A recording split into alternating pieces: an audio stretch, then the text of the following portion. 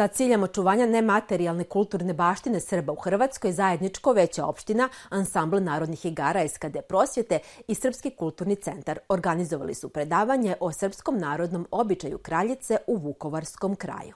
U cilju upisa na nacionalnu listu nematerijalne kulturne baštine Srba u Republici Hrvatskoj, zajedničko veće opština pokrenulo je projekat istraživanja narodnog običaja kraljica. Predavanje kom su prisustvovali brojni umetnički rukovodioci i članovi kulturno-umetničkih društava iz Vukovarskog kraja je imalo za cilj da ih podrobnije upozna sa ovim narodnim običajem. Održali su ga etnolog i antropolog Vesna Marjanović i etnomuzikolog i etnokoreolog Gordana Roganović. Reč je o duhovskim običajima, to je pedesetnica, značajan praznik u hrišćanstvu, ali koji u sebi sadrži i određene prehrišćanske elemente, uglavnom manifestovane u tim povorkama devojaka, koje se zovu kraljice na ovom području. Inače ima i različita imena i po Srbiji su i Rusalije i Rusalje i Lade i Ljelje, zavisi o kom kraju je reč. Ovaj običaj je uglavnom prisutan kod slovenskih naroda. Imaju ga i Hrvati i Srbi, a jednu varijantu i Bugari. Uglavnom slovenski narodi neguju naravno ovaj običaj i zadržali su, ali ja mislim na osnovu bar tih mojih istraživanja i istraživanja eminentnih etnologa da je reč o prehrišćanskom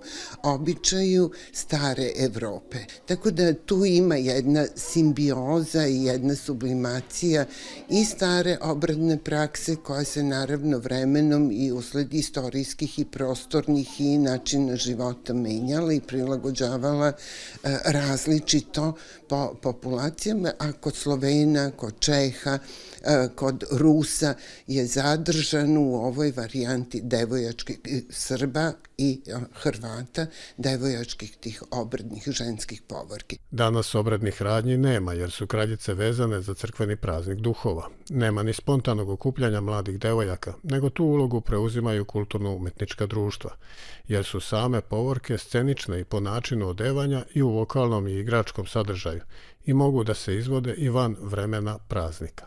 One su veoma slične, recimo, slavonskim kraljicama ili ljeljama, ladaricama. One su veoma slične po obraćanju, po obilasku domaćinstva, po pesmama, čak sadržaju. To su po meni varijante, samo što ako nam se Vaskrs, odnosno Uskrs kod katolika i pravoslavaca ne poklapa, onda se one odvijaju u različito vreme. Dakle, vremenski se razlikuju. Predavanje će pomoći kulturno-umetničkim društvima da bolje razumeju sam običaj i da ga naravno bolje prezentuju svojim koreografijama, a običaj kraljica je na redovnom repertoaru i ansambla narodnih igara iz Vukovara.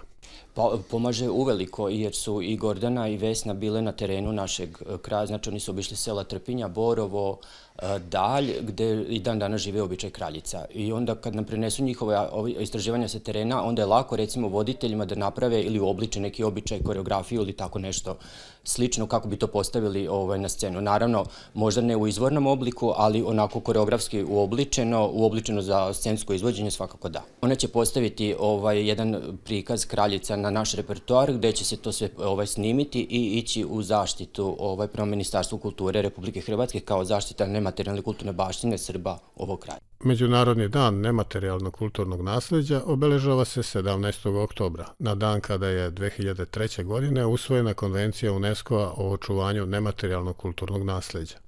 Odluka da se ovaj dan proglasi za međunarodni donesena je na 42. zasedanju Generalne skupštine UNESCO-a u Parizu 2003. godine.